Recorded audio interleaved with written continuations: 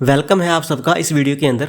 इस वीडियो के अंदर हम 4 बेस्ट स्टॉक्स का एनालिसिस करने वाले हैं। ये वो स्टॉक्स हैं जिनको आप 4 to 6 मंथ के लिए बाय करोगे और ये स्टॉक आपको एक अच्छा रिटर्न जनरेट कर देंगे। देखिए, इन 4 स्टॉक्स का एनालिसिस करने से पहले सबसे पहले हम देखेंगे उन हमारे 4 स्टॉक्स को जिनकी हमने पास्ट के अंदर एनालिसिस की थी कि आज वो स्टॉक कैसे परफॉर्म कर रहे हैं। देखिए, जब भी मैं किसी भी स्टॉक्स का एनालिसिस करता हूँ तो टाइम टू टाइम मैं उन स्टॉक्स को रिव्यू भी करता रहता हूँ। जैसे कि आप देख रहे हो यहाँ पे स्टॉक रिव्यू की वीडियो है और स्टॉक एनालिसिस की वीडियो है। देखिए, जिन भी स्टॉक्स का हमने पास्ट के अंदर एनालिसिस की है आप इन वीडियो को जाकर देख सकते हो और देख सकते हो कि उन स्टॉक्स ने कैसा पास्ट के अंदर परफॉर्म किया है। देखिए, इस वीडियो के अंदर हम सभी स्टॉक्स को तो नहीं देखने वाले हैं जिनकी हमने पास्ट के अंदर एनालिसिस की थी। जस्ट हम 4-5 स्टॉक देख लेते हैं सो दैट कि हमें पता चल जाए कि उन स्टॉक्स की परफॉर्मेंस कैसी है। तो अब हम देख लेते हैं हिंदुस्तान पेट्रोलियम, अरविंद फैशन और लिबर्टी शूज और IRCTC। देखिए, ये वो स्टॉक्स हैं जिनकी हमने पास्ट के अंदर इनकी एनालिसिस की थी, जैसे कि Arvind fashion, liberty shoes, IRCTC और हिंदुस्तान। देखिए, इन स्टॉक्स को लगभग 3 मंथ हो चुके हैं जब हमने इन स्टॉक्स की एनालिसिस की थी। तो हमने जो स्टॉप लॉस डिसाइड किया था वो था 300 का। तो इस स्टॉक्स ने देखो 300 को कट नहीं किया।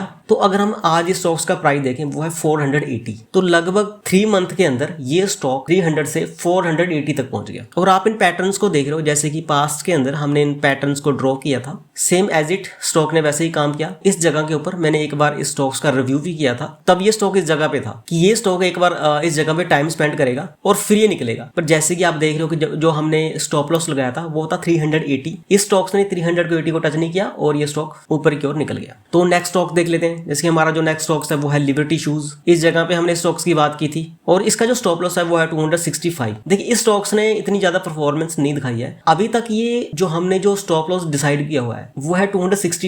इस स्टॉक्स ने अभी तक 265 के स्टॉप लॉस को कट नहीं किया। इट्स मीन अभी भी ये स्टॉक बाइंग के लिए बहुत अच्छा है और इसका जो टारगेट हो सकता है वो हो सकता है 390। नेक्स्ट स्टॉक देख लेते हैं हम। नेक्स्ट स्टॉक्स है IRCTC। जैसे कि आप देख रहे हो तो इस जगह के ऊपर हमने इसकी एनालिसिस की थी। हमारे जो स्टॉप लॉस थे वो थे 662 और 690। ये स्टॉक एक बार नीचे गया था पर ज्यादा देर सस्टेन नहीं कर पाया और फिर ये स्टॉक निकलेगा। यानी कि जस्ट 3 मंथ के अंदर ये स्टॉक 662 से लेकर 950 तक पहुंच गया। जो नेक्स्ट स्टॉक्स है वो है हिंदुस्तान पेट्रोलियम। जो हमने स्टॉप लॉस डिसाइड किया था वो था 248। इस स्टॉक्स ने भी 248 को कट नहीं किया और आज के समय इसका जो प्राइस है वो है 450। ये स्टॉक लगभग डबल होने वाला है, जस्ट वही 50 पॉइंट रहेंगे इसमें। सो ऐसे बहुत सारे ऐसे स्टॉक्स हैं जिनकी हमने लास्ट की वीडियो के अंदर एनालिसिस की है। आपको इन वीडियो को एक बार जरूर देखना चाहिए। तो अब हम बात कर लेते हैं हमारे न्यू स्टॉक्स की जिनकी हम अभी एनालिसिस करने वाले। देखिए, ये वो स्टॉक्स हैं जिनको आप 4 to 6 मंथ के लिए बाय करके रखोगे और ये स्टॉक्स आपको अच्छा रिटर्न जनरेट कर देंगे। तो वो पहला स्टॉक्स है जिसकी हम एनालिसिस करने वाले हैं वो है रूपा एंड कंपनी। तो सबसे पहले स्टॉक्स की हम एनालिसिस करने से पहले इसका हम वीकली टाइम फ्रेम का चार्ट देख लेते हैं। देखिए, जब भी हम बड़े टाइम फ्रेम को देखते हैं तो हमारी क्लैरिटी आ जाती है। तो सबसे पहले वीकली टाइम फ्रेम के अंदर हम इसके हाईएस्ट लेवल और जिसका लोएस्ट लेवल है उसको मार्क कर लेते हैं। जैसे कि वीकली टाइम फ्रेम के अंदर जो इसका हाईएस्ट लेवल है वो है 300 का और इसका लोएस्ट लेवल है वो है 200 का। तो अब हम देख लेते हैं इसका 1 डे का टाइम फ्रेम का चार्ट। देखिए, 1 डे के टाइम फ्रेम के अंदर क्या होता है कि हमारा जो स्टॉप लॉस होता है ना वो हमको थोड़ा सा नियर मिल जाता है। देखिए, जब भी आप किसी भी स्टॉक्स को बाय करो आपकी हमेशा एक क्लैरिटी होनी जरूरी है। अगर वो स्टॉक्स ऊपर जाने की बजाय नीचे जाना शुरू कर देता है तो आपको एक ऐसे पॉइंट पे एग्जिट हो जाना चाहिए कि जिससे आपका ज्यादा लॉस ना हो। इसलिए जब भी आप किसी स्टॉक्स को बाय करो तो साथ ही साथ आपका स्टॉप लॉस भी डिसाइड होना जरूरी है। देखिए, जैसे कि हम 1 डे के अंदर देख रहे हैं कि ये स्टॉक्स लास्ट 3 मंथ से इसी जगह पे क्या कंसोलिडेशन कर रहा है। अगर जस्ट मैं इस जगह के ऊपर एक बॉक्स लगा दूं तो आप देखोगे ये स्टॉक्स का प्राइस इसी जगह के अंदर कंसोलिडेशन कर रहा है। देखिए, जब भी कोई भी स्टॉक्स एक जगह के ऊपर कंसोलिडेशन करता है उस स्टॉक्स के अंदर जो हाईएस्ट जो पॉसिबिलिटी होती है ना वो स्टॉक या तो ऊपर की ओर कट करेगा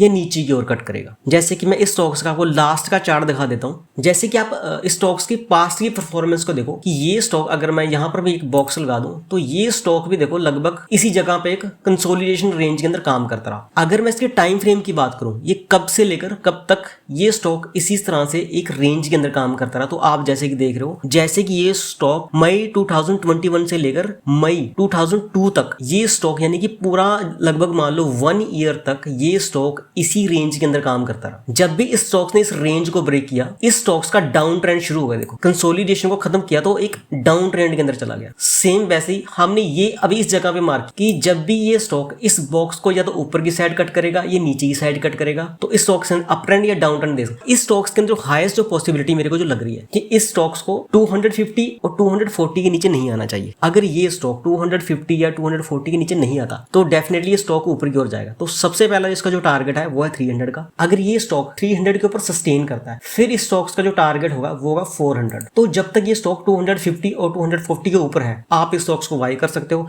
अगर आप इस स्टॉक्स को 4 to 6 मंथ तक के बाई करते हो तो डेफिनेटली ये स्टॉक आपको एक अच्छा रिटर्न जनरेट करके दे सकता है। तो अब हम देख लेते हैं हमारा नेक्स्ट स्टॉक। तो हमारा जो नेक्स्ट स्टॉक्स है वो है हिक्कल। जैसे कि मैंने लास्ट स्टॉक्स के अंदर भी बात की थी कि जब भी कोई स्टॉक देखो कंसोलिडेशन रेंज के अंदर होता है तो डेफिनेटली वो ऊपर की साइड कट करेगा या नीचे की साइड कट करेगा। तो सबसे पहले हम इसके वीकली टाइम फ्रेम के अंदर जो हाईएस्ट लेवल है और इसके जो लोएस्ट लेवल है उनको मार्क कर लेते हैं। देखिए अगर हम हिक्कल के वीकली टाइम फ्रेम के हाईएस्ट लेवल की बात करूं वो है 420 और इसका जो लोएस्ट लेवल है वो है 260। तो अब हम देख लेते हैं इसका 1 डे का टाइम फ्रेम का चार्ट। देखिए जैसे कि हम 1 डे के टाइम फ्रेम के अंदर इस स्टॉक्स को देख रहे हैं कि ये स्टॉक लगभग 1 ईयर से इसी रेंज के अंदर काम कर रहा है। जैसे कि मैं लास्ट स्टॉक्स के बारे में हम बात कर चुके हैं कि जब भी कोई भी स्टॉक्स एक रेंज बाउंड के अंदर एक ही जगह पे काफी समय के लिए काम करता है कि जब भी कोई स्टॉक अपनी रेंज के बाद इस ऊपर के लेवल को कट करता है या नीचे के लेवल को कट करता है तो उस साइड की ओर उसका ट्रेंड शुरू हो जाता है। तो इस स्टॉक्स का जो एक लोएस्ट लेवल है वो है 260। जब तक ये स्टॉक 260 के नीचे नहीं आ जाता तब तक ये स्टॉक बाइंग के लिए बहुत अच्छा है। अगर आपको 260 थोड़ा सा ज्यादा लगता है हम इसको कम भी कर सकते हैं। देखिए अगर हम इसके एक नियर स्टॉप लॉस की बात करें तो 284, जब तक ये स्टॉक 284 के लिए तब भी आपके लिए बहुत अच्छा। अगर आपको 260 थोड़ा ज्यादा लगता है तो आप 284 का लेवल भी मानकर चल सकते हो। तो इस स्टॉक्स की जो हाईएस्ट जो पॉसिबिलिटी है अगर ये स्टॉक 280 को नीचे नहीं कट करता है तो इसका जो पहला टारगेट होगा वो होगा 330। अगर ये स्टॉक 328 के ऊपर आ जाता है और इसी जगह पे काम करता है तो फिर इसका जो टारगेट होगा वो होगा 420। इसीलिए जब भी आप किसी भी स्टॉक्स को बाय करो आपके माइंड में ये भी होना चाहिए कि अगर स्टॉक ऊपर की ओर ना जाकर नीचे की ओर जाना शुरू कर दे तो मुझे एक स्टॉप लॉस पे आकर उस स्टॉक से एग्जिट हो जाना चाहिए, चाहे वो आपके लिए 284 हो या 260 हो। तो अब हम देख लेते हैं हमारे नेक्स्ट स्टॉक्स को। तो हमारा जो थर्ड स्टॉक्स है वो है KRVL। जैसे कि अभी आप इसका 1 डे का टाइम फ्रेम का चार्ट देख रहे हो, जो इसका 341 जो लेवल है, आप जैसे कि 1 डे टाइम फ्रेम के अंदर देख रहे हो कि इसका जो 341 का जो लेवल है ये 1 2 3 3 बार ट्राई कर चुका है बट इसके नीचे नहीं जा रहा है। और सेम एज इट अगर मैं इस जगह पे बॉक्स लगा दूं, ये स्टॉक्स भी लास्ट 1 ईयर से इसी रेंज के अंदर काम कर रहा है। तो जिस दिन ये स्टॉक्स 440 ऊपर की ओर कट कर गया तो इस स्टॉक्स के टारगेट काफी बड़ी हो सकते हैं। सो देखो ऐसा तो नहीं होता कि कोई भी स्टॉक सीधी एक डायरेक्शन के अंदर काम नहीं करता। तो जब तक ये स्टॉक 340 के ऊपर है तो बहुत अच्छा है, तो इस स्टॉक्स को भी आप बाय करके रख सकते हो। तो हमारा जो लास्ट स्टॉक्स है वो है कैम्पकॉन स्पेशलिटी केमिकल्स। सबसे पहले हम इस स्टॉक्स के हाईएस्ट लेवल और लोएस्ट लेवल को मार्क कर लेते हैं। तो अभी आप इस स्टॉक्स का 1 डे का टाइम फ्रेम का चार्ट देख रहे हो। जैसे कि हम इस चार्ट के अंदर देखें ये स्टॉक लास्ट 1 ईयर से इसी रेंज के अंदर काम कर रहा है। जिस दिन ये स्टॉक 315 को कट करेगा इसका जो पहला टारगेट होगा वो होगा 378 और जो दूसरा टारगेट होगा वो होगा 466। तो जो सबसे इंपॉर्टेंट लेवल है हमारा स्टॉप लॉस के लिए वो है 256। इस स्टॉक्स को 256 के नीचे नहीं जाना चाहिए। अगर ये स्टॉक 256 के नीचे नहीं जाता तो डेफिनेटली इसको एक साइड की ओर मूवमेंट करना पड़ेगा। तो इसकी जो हाईएस्ट जो पॉसिबिलिटी लगती है कि ये स्टॉक्स ऊपर की ओर काम कर सकता है। इसका जो पहला टारगेट होगा वो होगा 315। जब ये स्टॉक 315 को सस्टेन करने के बाद फिर इसका जो नेक्स्ट टारगेट होगा वो होगा 378। तो आपके लिए जो इंपॉर्टेंट है वो है इसका स्टॉप लॉस। तो इस स्टॉक्स को भी आप बाय करके रख सकते हो,